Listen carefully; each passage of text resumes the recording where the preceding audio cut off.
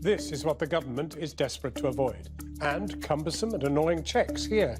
Mrs May's answer, the snappily titled Facilitated Customs Arrangement. This is how it works. Stay with me. The UK will collect UK tariffs on goods coming into the UK market, but will collect EU tariffs on goods for re-export to Europe. And the point of that is trade deals with the rest of the world. Hurrah, says the government. But hang on. Tracking, say, a car component across international borders is not easy. Nightmare, say Brexiteers, as that will make trade deals more difficult.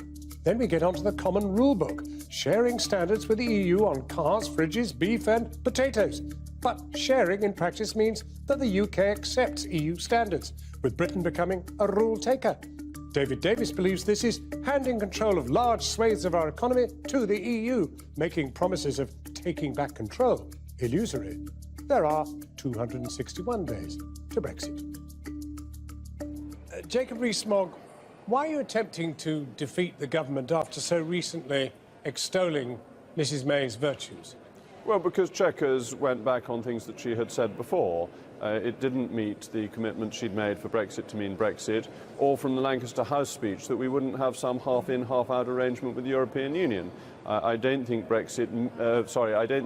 Chequers meets what the Prime Minister promised the British people, and I'm trying to keep the Conservative Party on the straight and narrow of its commitments to the electorate. You're describing prime ministerial dishonesty. I wouldn't put it that strongly. The Prime Minister herself calls it an evolution of her position. I think it's more of a U-turn than an evolution, and I preferred the first version rather than the second version, which is what I stood for election on and is what I promised to the constituents of North East Somerset. So I'm being consistent with what I said a year ago. Then if it comes to having to depend on Labour votes to defeat her white paper, are you happy with that? Well, I think it's always a mistake for a government to depend on the votes of the opposition. They turn out to be very fair-weather friends, and they may support you on one thing but not on another. But you want to hold them to account, but you simply don't have the votes. Oh, we'll have to wait and see where the votes come from. No, you know what votes you can get. You've got a sort of solid 48, 50, maybe up to 60 of your own, but not a chance on the other side. Well, time will tell on what votes get pushed to a division, what motions the government accepts.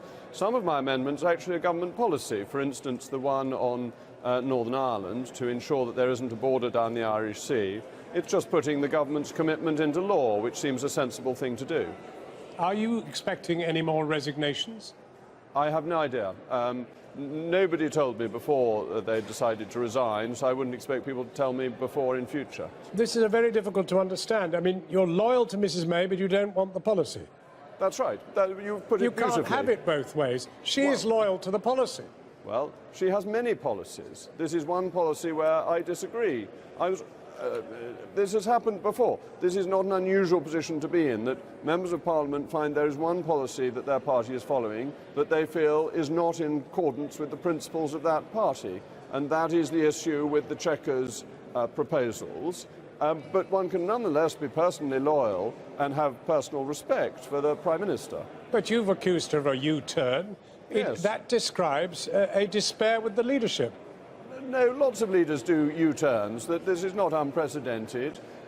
U-turns happen in governments. I think this is just a very unfortunate U-turn because it fails to deliver on the Prime Minister's explicit promise that Brexit would mean Brexit. And I think when people say things to voters, they must deliver on them. Some of your colleagues have sent in letters demanding her resignation, or that, in fact, a vote of confidence be held. You're not doing that. Why? No, I've said before, this is about changing the policy, not about the individuals concerned. What I want to see is the status quo ante restored, and the Brexit policy that the Prime Minister set out in various speeches and in the manifesto implemented, rather than keeping us within the European rule book, which is what is proposed at Chequers. Jacob Rees Mogg, thank you very much for talking to us. Great pleasure, thank you.